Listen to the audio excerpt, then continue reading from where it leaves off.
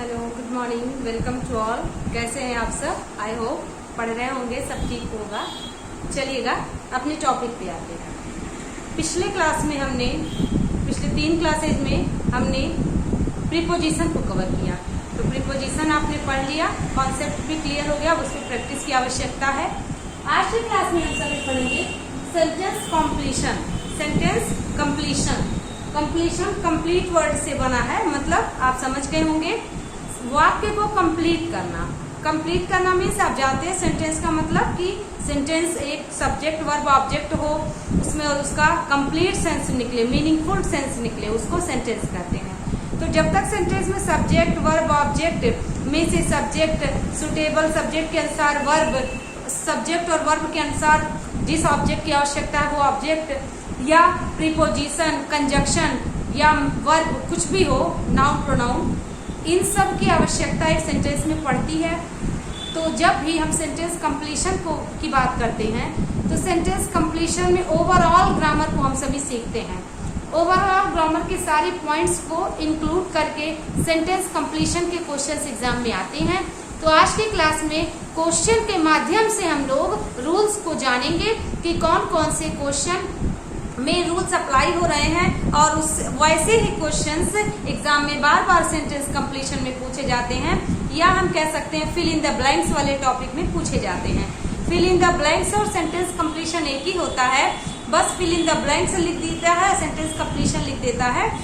सारे रूल्स को, टेंसेस के रूल, प्रीपोजिशन के रूल और वॉइस के रूल, नरेशन के रूल, कंजक्शन के रूल, सारे रूल्स को इंक्लूड करके सेंटेंस कंप्लीशन के क्वेश्चंस किए जाते हैं। तो आज की क्लास में ऐसे क्वेश्चंस आपके सामने रखे गए हैं जो पिछले कई एग्जाम्स में, अलग अलग एग्जाम्स में आए हुए हैं। तो आपको एक आइडिया मिलेगा कि ओवरऑल ग्रामर से रिलेटेड कैसे क्वेश्चंस आते हैं, क्या जो आपने पढ़ा है उसका रिवीजन हो रहा है।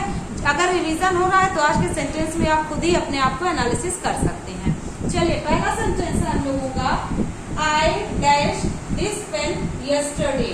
I dash this pen yesterday। तो आपने अगर देखें have got, bought, buy या shall buy, तो आपने देखा है जब टेंस आपको पढ़ाया गया था तो टेंस में आपको बताया गया था कि यदि सेंटेंस में बिफोर हो, एगो हो, लास्ट हो, यस्टरडे हो, ऐसे कुछ प्रीवियस हो, कुछ ऐसे वर्ड्स इंक्लूड किए जाएं तो उन वर्ड्स के आधार पर दिया गया सेंटेंस पास्ट इंडेफिनिट में होता है। किसी भी सेंटेंस में उसके आंसर का क्लू जरूर दिया होता है। तो यदि आपको समझ नहीं आ रहा है कि वो सेंटेंस कैसे बनेगा, क्या होगा, तो आप सेंटेंस को बहुत ध्यान से पढ़ेंगे तो उस सेंटेंस में आंसर जो होगा उसका क्लू जरूर दिया होता है, कुछ न कुछ गेस मार्क्स जरूर देता है। उस मार्क को आप अगर ध्यान दें तो आपका सेंटेंस कंप्लीशन का answer, fill in the blanks का क्वेश्चन करेक्ट हो सकता है। अभी हमने बताया यदि सेंटेंस में बिफोर हो, एगो हो, प्रीवियस हो, लास्ट हो, ऐसे वर्ड्स हो तो हम सभी सेंटेंस को पास्ट इंडेफिनिट में, आई मीन टू से सिंपल पास्ट में वर्ब का सेकेंड फॉर्म रखते हैं। अफर्मेटिव में सेकेंड फॉर्म, निगेटिव हो तो डिड नॉट वर्ब का फर्स्ट फॉर्म। तो उस आधार पर आपने सीख लिया है तो हमारा कौन सा ऑप्शन राइट होगा? हम सभी का आंसर राइट हो जाएगा बॉट, मतलब बाय का सेकेंड फॉर्म बॉट होता है। तो यहाँ पे हैव बॉट, बाय और शैल बाय नहीं होगा। हमारा एग्जैक्ट आंसर यस्टरडे के अनुसार, यस्टरडे बता रहा है कि सिंपल पास्ट की आवश्यकता है, तो हम सभी का आंसर बॉट होगा। आगे सेंटेंस देखते हैं, ही thought that it dash rain. अब देखिएगा, उसने सोचा। सेंटेंस में 2 क्लॉज हैं। पहला क्लॉज क्या है? सबऑर्डिनेट क्लॉज है। दूसरा क्लॉज है इंडिपेंडेंट क्लॉज और you can say principal clause. तो 2 क्लॉज हैं। दूसरे वाले क्लॉज को फिल इन द ब्लैंक्स में या सेंटेंस कंप्लीशन में दिया है। क्या आंसर होगा? Will rain, it will rain, it shall rain, would rain या हैड रेन। तो आपने ध्यान दिया होगा, आप कई बार कहते हो बारिश होगी तो इट विल रेन आप कहते हो, बारिश हो सकती है, it may be rain, it may rain, कुछ भी आप कह सकते हैं। लेकिन यहाँ तो मे का कोई है ही नहीं। इट के साथ विल रेन आप करेंगे? बिल्कुल नहीं। क्यों नहीं करेंगे? इसका रूल है कि यदि सेंटेंस में 2 क्लॉज दिए हो पहला क्लॉज पास्ट में है तो आगे वाला क्लॉज भी पास्ट में ही होगा। कोई भी टेंस पास्ट का हो सकता है, past indefinite, past perfect, past continuous, past perfect continuous, लेकिन पास्ट ही जाएगा। तो ध्यान रखिएगा, यहाँ पर विल नहीं होगा, शैल नहीं होगा, हैड भी नहीं होगा। हैड क्यों नहीं होगा? क्योंकि हैड के साथ वर्ब का थर्ड फॉर्म आता है और आप यहाँ ध्यान दे रहे हैं वर्ब का फर्स्ट फॉर्म है रेन, RAIN। रेन अगर वर्ब है तो उसका मतलब होता है बारिश होना, यदि रेन नाउन है तो उसका मतलब होता है वर्षा। तो इसलिए यहाँ पर वुड के साथ वर्ब का फर्स्ट फॉर्म लगता है, तो रेन वर्ब का फर्स्ट फॉर्म है, हमारा आंसर वुड हो जाएगा। अब ही थॉट, उसने सोचा, that it would rain, will का पास्ट वुड होता है, ऐसे भी आप करेक्ट कर सकते हैं। और वुड के साथ वर्ब का फर्स्ट फॉर्म होता है, मॉडल ऑक्सिलरी वर्ब होता है, ऐसे भी आप इसको करेक्ट कर सकते हैं। तो आपके पास बहुत सारा ऑप्शन है, आप दिमाग लगा सकते हैं, ठीक है। तो इसका भी थर्ड ऑप्शन हमारा करेक्ट हो जाएगा। हैड के साथ थर्ड फॉर्म होता तो हैड करेक्ट हो सकता था, अदरवाइज विल का पास्ट वुड, ठीक ना। आगे सेंटेंस है लेस देन अ मिनट एगो डैश। तो लेस देन अ मिनट अगो, जब लिटिल, लेस और लीस्ट पढ़ा होगा आपने सुपरलेटिव डिग्री में, तो लिटिल, लेस और लीस्ट का मतलब होता है थोड़ा और थोड़ा, और न के बराबर बहुत थोड़ा। आप कहते हैं अरे कम से कम, लीस्ट मतलब होता है कम से कम, एटलीस्ट आप कहते हो एटलीस्ट आ तो जाओ, एटलीस्ट खा तो लो, एटलीस्ट मदद तो कर दो। एटलीस्ट मतलब होता है LEAST। ये लिटिल, लेस और लीस्ट, तो लिटिल कंपैरेटिव डिग्री में लेस बन जाता है और सुपरलेटिव में लीस्ट बन जाता है, तो इस बात को आप ध्यान रखिएगा।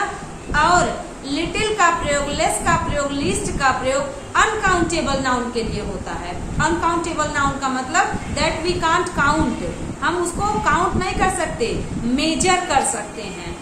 अनकाउंटेबल नाउन को मेजर किया जाता है, तो इसलिए हम सभी लेस का प्रयोग करेंगे। यहाँ पे इसी के परपेच में फ्यू होता है, फ्यू, फ्यूअर, तो फ्यू का मतलब होता है ना के बराबर, काउंटेबल नाउन के लिए यूज होता है। और अ फ्यू का मतलब भी काउंटेबल होता है, मीन्स जिसको आप गिन सके 1 2 3 4, मेजर ना कर सके, उसके लिए फ्यू का यूज होगा। लेकिन क्वांटिटी की बात करेंगे तो लिटिल, लेस और लीस्ट का यूज होगा, ठीक है। तो यहाँ पे पहला पॉइंट आपने लेस को लेकर के सीख लिया, बहुत बार एग्जाम में आता है। यहाँ पे फ्यू देन कर देता, फ्यूअर देन कर देता, तो आप सोचते यहाँ पे अ मिनट दिया है तो अ मिनट का मतलब काउंट तो कर दिया 1 मिनट, लेकिन नहीं, यहाँ पे 1 मिनट से भी कम, लेस देन अ मिनट मतलब 1 मिनट से भी कम, ये उसको आपने नहीं काउंट किया। अगो, अगो आपको बताया गया है ना, यस्टरडे हो, प्रीवियस हो, लास्ट हो, एगो हो, बिफोर हो, तो सेंटेंस पास्ट इंडेफिनिट में होता है। अब देखिएगा सेंटेंस में हैज गॉन होगा नहीं क्योंकि एगो आ गया है। ही लेफ्ट हो सकता है, लीव्स, तो लीव्स अकेले थोड़े ना आएगा, ठीक है ना। और विल गो भी नहीं आएगा जब तक सब्जेक्ट ना आए, तो सब्जेक्ट सिर्फ 2 में है। कौन कौन से में? ए ऑप्शन में और बी ऑप्शन में। तो ए और ऑप्शन बी ऑप्शन को छोड़ के सी डी तो बिल्कुल नहीं हो सकता। ए क्यों नहीं होगा? क्योंकि यहाँ पे एगो वर्ड बता रहा है कि प्रेजेंट नहीं होगा, तो हो जाएगा पास्ट इंडेफिनिट, यानी less than a minute ago he left, यानी लेफ्ट मतलब होता है छोड़ा या यहाँ से गया, तो he left less than a minute ago, 1 minute से भी पहले कम हुआ होगा कि वह चला गया, ठीक ना। इसलिए यहाँ पे ही लेफ्ट करेक्ट होगा। आगे सेंटेंस है he asked what her name. अब देखिए ऑप्शन में आपको मिल रहा है इज, आई एम, वॉज, वर। आपने जान लिया होगा कि यहाँ पर वर नहीं हो सकता, आई एम नहीं हो सकता। क्यों नहीं हो सकता? आई के साथ एम लगता है और प्लूरल के साथ वर लगता है। यहाँ पर हर नेम के साथ या तो इज लग सकता है या तो वॉज लग सकता है, but which one will be right answer? Is और वॉज। देखिए अभी आपको बताया गया कि यदि आगे पास्ट हो तो पूरा पास्ट का ही क्रम जाएगा, पहली चीज। दूसरी चीज, what is your name, narration में जब चेंज करते हैं तो what, your name, her name, his name, was हो जाता है। यानी जो इंट्रोगेटिव सेंटेंस रहता है उसका इंट्रोगेटिव का वर्ड कंजक्शन बन के सब्जेक्ट को फॉलो करता है और प्रेजेंट पास्ट में जाता है और आगे पास्ट भी दिया हुआ है तो कोई भी रूल आप अप्लाई करें और तो हमारा आंसर वॉज हो जाएगा, इज नहीं होगा, क्योंकि टेंस जब हम चेंज करते हैं तो प्रेजेंट का पास्ट करते ही हैं और आगे तो पास्ट दिया ही है, ठीक ना। तो उस संदर्भ में हम सभी व्हाट हर नेम वॉज करेंगे, what his her name is नहीं किया जा सकता, ठीक है। अगला सेंटेंस देखिए, when I came in comma he dash just finished her work. When I came in मतलब जब मैं कमरे में आया, तो एक नियम चलता है, वो नियम ये है कि यदि व्हेन वाला क्लॉज किसमें है, सिंपल पास्ट में है, यानी वर्ब का सेकेंड फॉर्म में है, तो या आप ये भी कह सकते हैं कि पास्ट इंडेफिनिट। तो जब आगे वाला क्लॉज जाता है वो किसमें जाता है, पास्ट परफेक्ट में जाता है। It means had third form of the verb, ठीक है। तो इस तरीके से हमने देखा। अब हमने सीख लिया है कि व्हेन वाला क्लॉज, यदि व्हेन से दो क्लॉज जुड़े हैं, पहला क्लॉज पास्ट इंडेफिनिट में है तो दूसरा क्लॉज पास्ट परफेक्ट में जाता है, पहला रूल। दूसरा रूल चलता है कि यदि व्हेन वाला क्लॉज प्रेजेंट में है तो दूसरा वाला क्लॉज फ्यूचर इंडेफिनिट में होता है। ये दो रूल फॉलो करता है। व्हेन अगर सेंटेंस में आया है तो व्हेन के साथ या तो प्रेजेंट आएगा या तो पास्ट आएगा। तो प्रेजेंट में प्रेजेंट इंडेफिनिट में आएगा और पास्ट में पास्ट इंडेफिनिट आएगा। तो व्हेन के साथ जो बाद वाले क्लॉज होंगे, अगर पास्ट है आगे तो पास्ट परफेक्ट इसके आगे चलेगा, यदि प्रेजेंट है पहले क्लॉज में व्हेन वाले क्लॉज में तो बाद में फ्यूचर इंडेफिनिट चलता है, ठीक ना। तो यहाँ पे देखिए इस वाले रूल को फॉलो करते हुए हम लोग हैड को ही करेक्ट करेंगे, हैज डिड और कुड नहीं आ सकता। अगर डिड आता तो आपको पता है ना कि डिड के साथ वर्ब का फर्स्ट फॉर्म आएगा, फिनिश तो वर्ब का थर्ड या सेकेंड फॉर्म है, ठीक ना। कुड आएगा तो कुड के साथ भी देखिए वर्ब का फर्स्ट फॉर्म आ सकता है। तो इस नियम से भी हम इसको नेग्लेक्ट कर सकते हैं। यहाँ पर या तो ए हो सकता है या तो बी हो सकता है।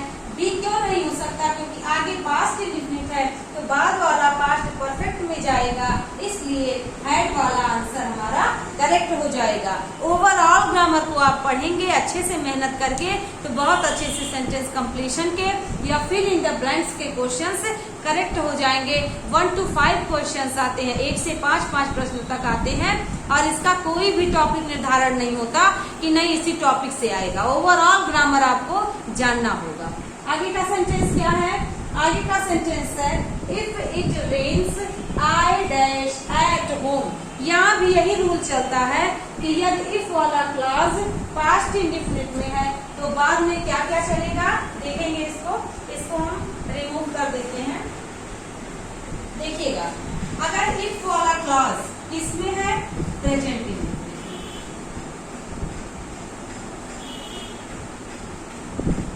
तो बाद वाला क्लॉज फ्यूचर में रहता है। और यदि इफ वाला क्लॉज यहाँ वही चलेगा, पास्ट इंडेफिनिट में है तो बाद वाला क्लॉज किसमें रहेगा, पास्ट परफेक्ट, ठीक है, ये चलता है। तो ये कंडीशनल सेंटेंस है, यहाँ पे कंडीशनल सेंटेंस अप्लाई हो रहा है। यदि बारिश होगी तो मैं घर पे ही रहूंगा, यदि बारिश होती है तो मैं घर पे ही रहूंगा। जो भी आप मीनिंग निकालें, इफ वाला क्लॉज हमेशा प्रेजेंट में ही रहेगा यदि बाद वाला फ्यूचर है। यदि बाद वाला पास्ट है तो आगे वाला भी पास्ट रहेगा, लेकिन हिंदी में गा गीगे का मीनिंग निकलेगा। बट आप इससे नहीं कंफ्यूज होंगे। If it will rain I shell stay at home बिल्कुल गलत है, इफ इट रेन्स ही करना पड़ेगा। कंडीशनल सेंटेंस है, पहला क्लॉज हमेशा प्रेजेंट में अगर रहता है तो बाद वाला हमेशा फ्यूचर में, पहले वाला अगर पास्ट इंडेफिनिट में तो बाद वाला पास्ट परफेक्ट में रहता है। बहुत अच्छे से इम्प्लीकेशन करिएगा तो हो जाएगा if it rains I dash तो आई स्टे, मैं घर पे ही रहता हूँ, गलत, मुझे घर पे ही रहना चाहिए, गलत, आई एम स्टे, गलत, आई शैल स्टे एट होम। बहुत अच्छा है, बहुत अच्छे से बेहतर है, आप भी प्रयास करिएगा, कम हो जाएगा। कुछ नए क्वेश्चंस है। नेक्स्ट क्वेश्चन है if you fail into a river dash you dash ड्रॉन्ड। ड्रॉन्ड मतलब होता है डूबा हुआ या डूब जाना या डूबते हुए रहना। तो ऐसे सेंस में हम लोग ड्रॉन करते हैं, ये पास्ट पार्टिसिपल है पास्ट पार्टिसिपल का मतलब वर्ब का थर्ड फॉर्म एडजेक्टिव के रूप में या वर्ब का थर्ड फॉर्म वर्ब के रूप में। तो अब देखिएगा यहाँ पर आपने देखा यू फेल इनटू, अभी हमने बताया था कि वर्ब का सेकेंड फॉर्म इसका मतलब आगे पास्ट है। तो जब आगे पास्ट है तो शैल तो हो ही नहीं सकता, शैल को स्किप कर देंगे। वुड बी या डिड हो सकता है, मस्ट भी नहीं होगा, तुम्हें डूब जाना चाहिए, बिल्कुल गलत, जरूर चाहिए के सेंस में मस्ट का यूज होता है, यहाँ बिल्कुल नहीं होगा। डिड हो सकता है, वुड हो सकता है, डिड के साथ वर्ब का फर्स्ट फॉर्म लगता है, डिड नहीं हो सकता, वुड भी हो जाएगा, बी मतलब बी के साथ वर्ब का थर्ड फॉर्म यूज हो सकता है, इसलिए यहाँ पे हो जाएगा you would be drawn. Next sentence है they decided that a picnic, उन्होंने पिकनिक के लिए डिसाइड किया। अब देखिए going for picnic, to go picnic, going on picnic, keep away picnic. Keep away मतलब होता है दूर रखना। कौन सा सेंटेंस का कौन सा ऑप्शन करेक्ट हो जाएगा? डिसाइड के साथ टू लगता है, तो डिसाइड के साथ जब टू लगता है तो आपको फिक्स प्रीपोजिशन ध्यान है, वर्ब का टू के बाद फर्स्ट फॉर्म तो आईएनजी नहीं लगेगा और डिसाइड के साथ प्रीपोजिशन लगेगा ही। तो यहाँ पे गोइंग अकेले नहीं आ सकता, गोइंग अकेले नहीं आ सकता, कीप नहीं आ सकता। ये रूल अप्लाई करें तब भी करेक्ट है।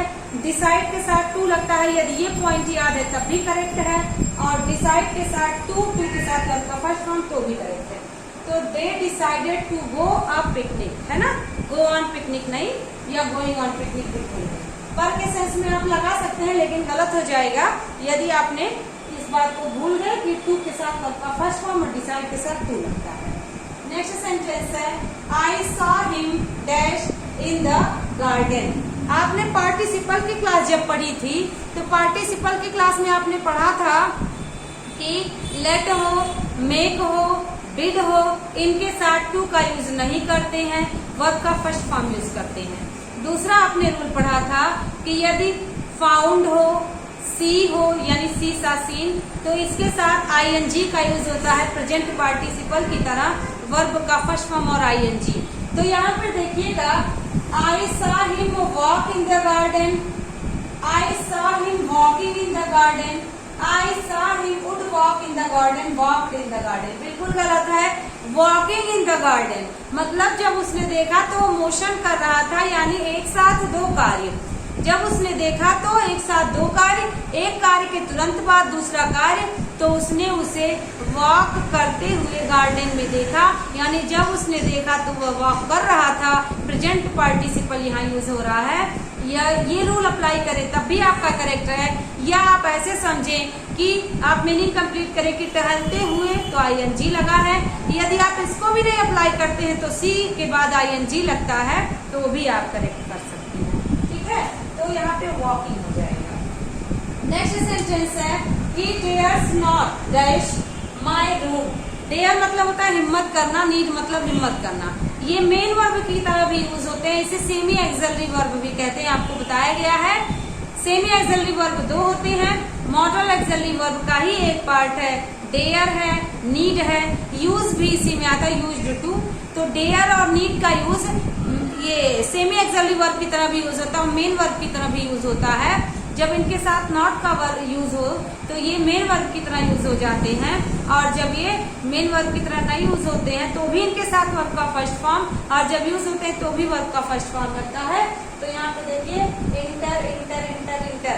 चलिए ये रूल तो हम लोगों का यहाँ पे अप्लाई हुआ। फिर आपने देखा, आपको बताया गया था आस्क हो, इंटर हो, रेसिस्ट हो, अटैक हो, रिजेंबल हो, बहुत सारे ऐसे बताए गए थे वर्ब जिनके साथ नो प्रीपोजिशन का यूज नहीं किया जाता प्रीपोजिशन की क्लास में। तो इंटर इंटू, इंटर इन, इंटरएक्ट और सिर्फ इंटर। तो ये क्वेश्चन कई बार एग्जाम में आ चुका है। इंटर के साथ ज्यादातर विद्यार्थी इंटू का लगा देते हैं कि उसने मोशन के साथ कमरे में घुसा।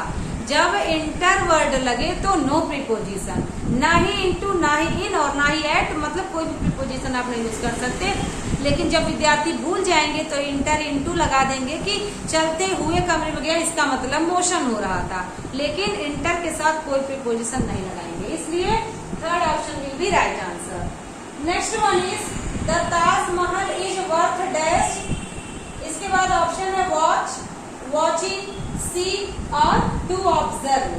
फिर से आप रूल को रिकॉल करिए। आप ध्यान दिए होंगे जब आपको जिरंड पढ़ाया जा रहा था तब आपको बताया गया था कि कीप हो गया, लाइक हो गया, लव हो गया, एंजॉय हो गया, वर्थ हो गया।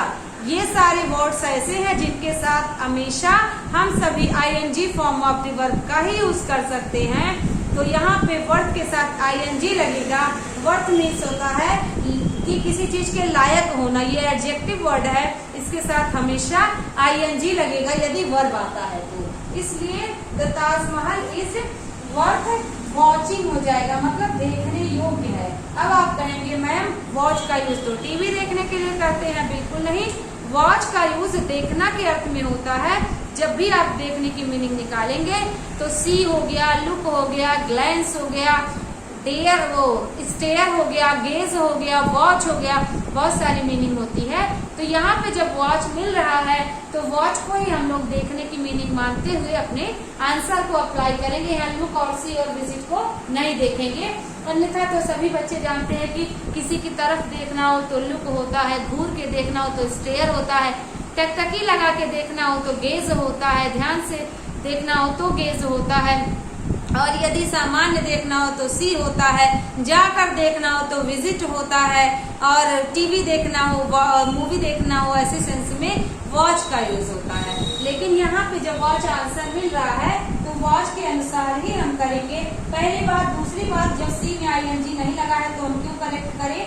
फिर यहाँ ऑब्जर्व हो नहीं सकता, वर्ड के बाद कोई प्रीपोजिशन नहीं यूज होता और वॉच होगा नहीं क्योंकि आईएनजी आना रूल में कंपल्सरी है, तो इसलिए हम सभी का आईएनजी होगा। आगे सेंटेंस है don't run lest dash fall down. अब आप ध्यान से सोचिएगा यहाँ पे क्या करेक्ट हो सकता है। डोंट रन, दौड़ो मत, लेस्ट डैश फॉल डाउन। ऑप्शन है you will, you should, you can, you may.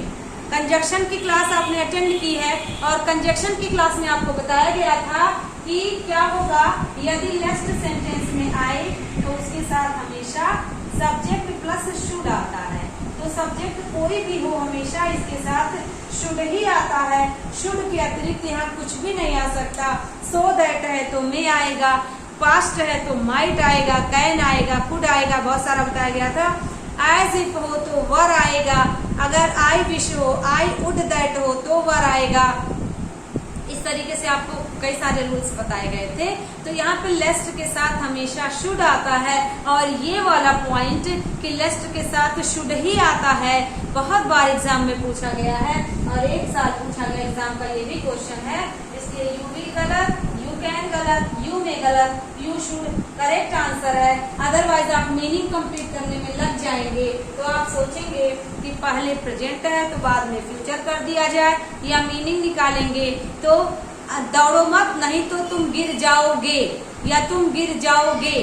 तो यहाँ पे गागी गे के सेंस में भी करेक्ट करेंगे आप, लेकिन गलत है पहला रूल। दूसरा रूल, लेट्स के साथ कभी भी नॉट का यूज नहीं होता, क्योंकि आपको बताया गया है लेस्ट का मीनिंग ही होता है, कहीं ऐसा ना हो लेस्ट के साथ कोई सब्जेक्ट उसके बाद शुड, इसका पूरा कंप्लीट मीनिंग होता है, कहीं ऐसा ना हो। तो lest, you should not fail down, you should not fall down, you may not या यू शुड फॉल डाउन। तो you should fall down correct answer होगा। लेस्ट के साथ भी नॉट का यूज नहीं किया जाता। ऐसे ही कुछ और सेंटेंसेस को हम लोग देखते हैं। नेक्स्ट सेंटेंस है he is TOO2 poor dash the fee. आपने एक रूल पढ़ा था जब आपको पढ़ाया गया था इन्फिनेटिव टू, तो आपने पढ़ा था TOO2 यदि सेंटेंस में आए तो इसके साथ TO2 फॉलो होता है।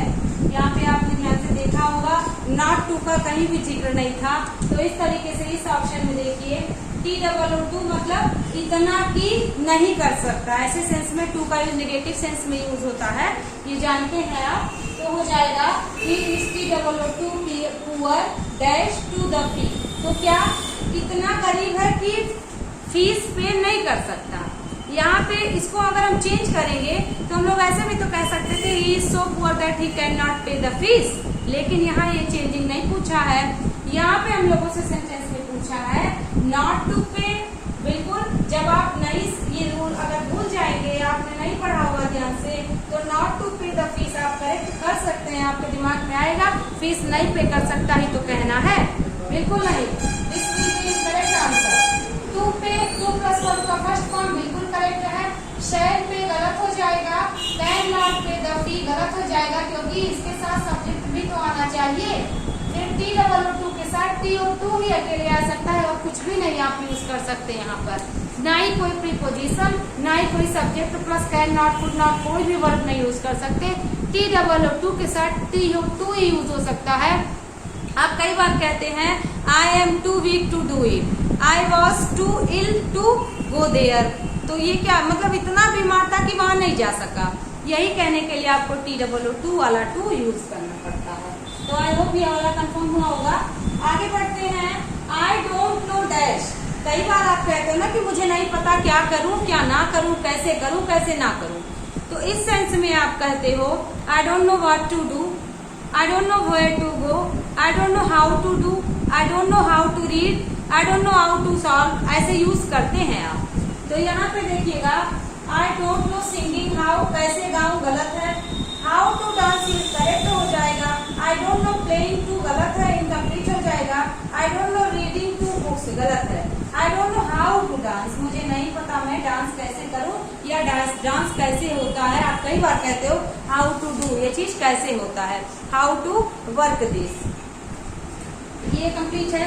अगला देखेंगे, राम और his friends dash this mischief. Options हैं has done, have done, is doing, shall do. कौन सा करेक्ट होगा? आपको एक रूल जानते होंगे आप, यदि देखिए 2 रूल चलता है। एक चलेगा यदि as well as, along with a view to, in addition to, together with के साथ 2 सब्जेक्ट जुड़े हो तो जो हेल्पिंग वर्ब आता है पहले सब्जेक्ट के साथ आता है। ध्यान से सुनिएगा, यदि सेंटेंस में as well as, together with, along with, in addition to, with a view to, खाली विथ, एंड टू कुछ भी हो, इसके साथ अगर 2 सब्जेक्ट जुड़े हैं तो हेल्पिंग वर्ब पहले सब्जेक्ट के अनुसार आता है। यानी कि अगर सेंटेंस में इस तरह से लिखा रहे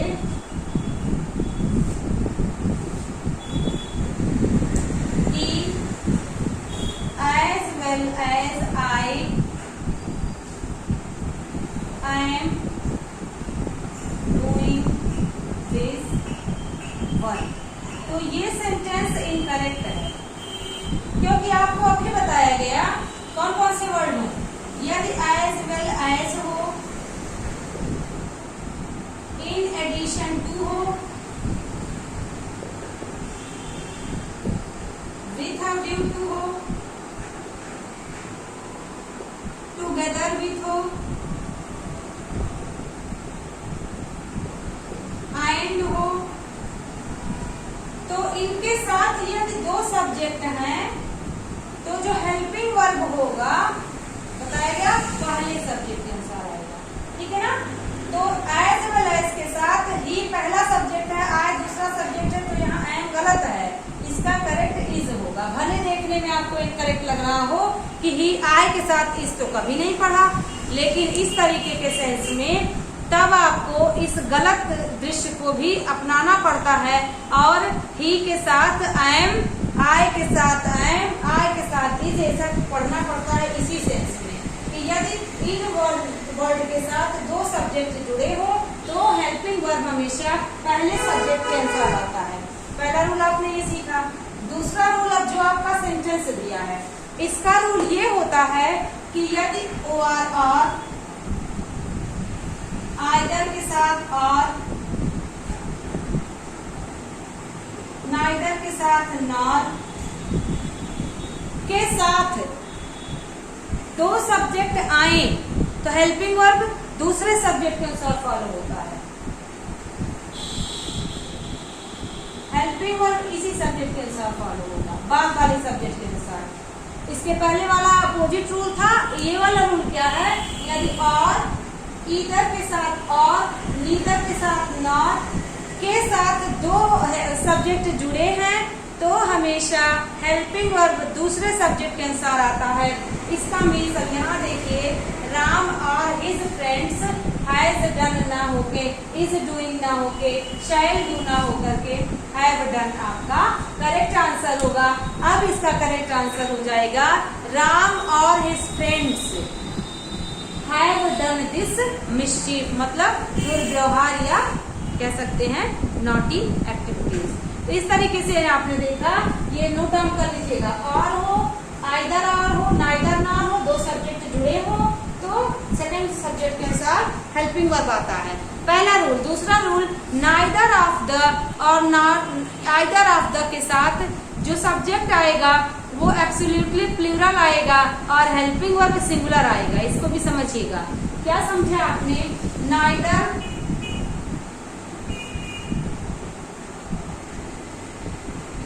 ऑफ द टू ऐसे लिखा हो, either of the two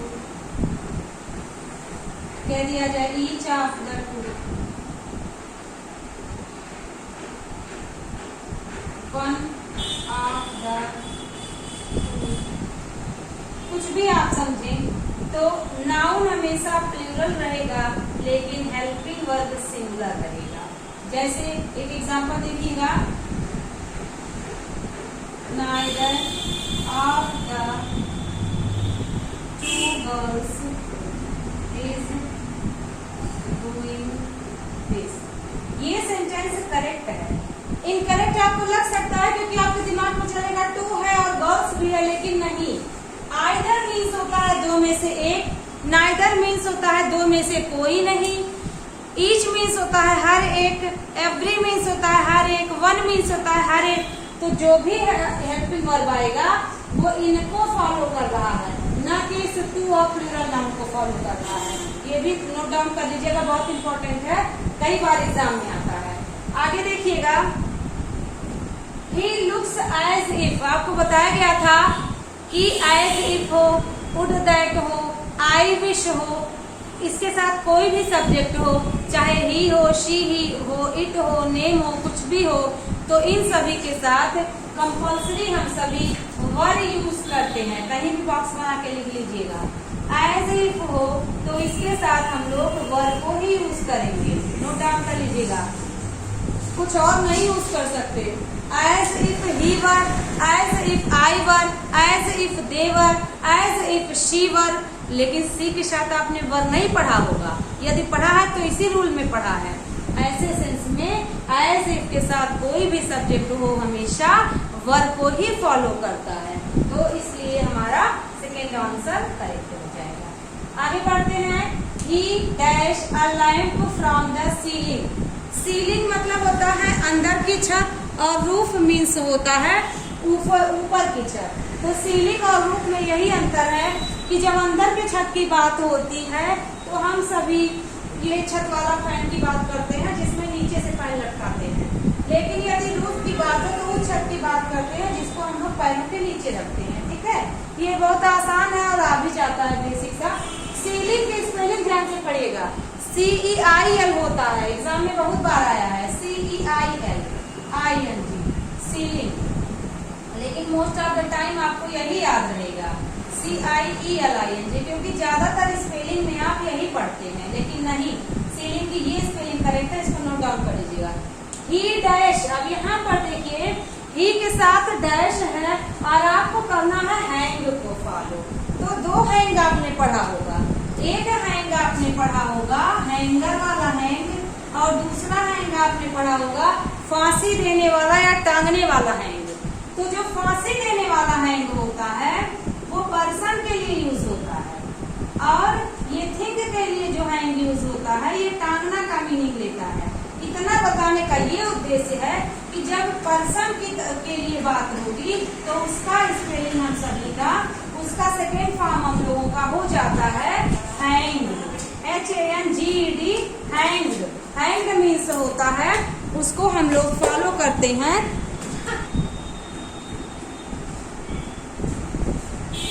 sorry for this mistake. देखिएगा इसको, जब कभी भी हैंग को पर्सन के सेंस में लगाते हैं तो फांसी देने का मीनिंग होता है, और इसके साथ HANGED होता है, और इसका थर्ड फॉर्म भी HANGED होता है, यानी कि वर्ब का सेकेंड फॉर्म और वर्ब का थर्ड फॉर्म इस तरीके से यूज करेंगे। लेकिन जब हैंग का ही यूज किसी चीज को टांगने के अर्थ में लगाएंगे तो इसका सेकेंड फॉर्म हो जाता है HUNG, और इसका थर्ड फॉर्म भी HUNG ही होता है। तो यहाँ पे देखिएगा इसका हो जाएगा HUNG सेकेंड फॉर्म और HUND पास्ट पार्टिसिपल। तो यहाँ पे पर्सन की जब बात ही नहीं हो रही है तो इसको हम लोग फॉलो नहीं करेंगे, इस स्टाइल को फॉलो करेंगे, और इसको एग्जाम में जरूर याद करके जाइएगा, क्योंकि कई बार इस हैंग के सेकेंड फॉर्म और थर्ड फॉर्म से बच्चे कंफ्यूज हो जाते हैं और ये नहीं निश्चित कर पाते कि HANGED रहेगा या HANG रहेगा। तो बहुत आराम से इसको देखिएगा। अब देखिए यहाँ क्या जानने की बात हो रही है, नॉन लिविंग की बात हो रही है, हैंग की बात हो रही है लैंप की। तो यहाँ नॉन लिविंग है, इसलिए यहाँ देखिए यही वाला वर्ब फॉलो होगा। तो यहाँ पे second form second option correct हो जाएगा। हैंग तो नहीं होगा, हैंगिंग नहीं होगा, हैंग तो नहीं होगा, पर्सन की बात नहीं हो रही है। फांसी देने के सेंस में जब कैपिटल पनिशमेंट या डेथ सेंटेंस देते हैं तो HANGED का यूज करते हैं। जैसे गवर्नमेंट ने उसे फांसी की सजा सुनाई तो हो जाएगा कि he was hanged, मतलब उसे फांसी दिया गया HANGED। लेकिन यहीं पे कह दिया जाए मैंने इसको हैंगर पे टांगा तो हो जाएगा I hung, HUNG hung होगा। ठीक है, सेकेंड फॉर्म। इसलिए यहाँ पे लैंप टांगने की बात हो रही है छत से, तो इसलिए यहाँ पे हैंग करेक्ट होगा। तो आई होप आपको ये फर्स्ट क्लास सेंटेंस कंप्लीशन की समझ में आई होगी। बहुत अच्छे से रिवाइज करके पढ़िएगा, बहुत अच्छे से आपका रिवीजन हुआ होगा। ओवरऑल इंक्लूड करके सारे रूल्स को सेंटेंस कंप्लीशन आपको पढ़ाया जाता है। प्रैक्टिस करिएगा, बहुत सारा आप भी क्वेश्चंस को अप्लाई करिएगा। आज के लिए बस इतना ही। आज की क्लास यहीं कंप्लीट होती है। Thanks for watching.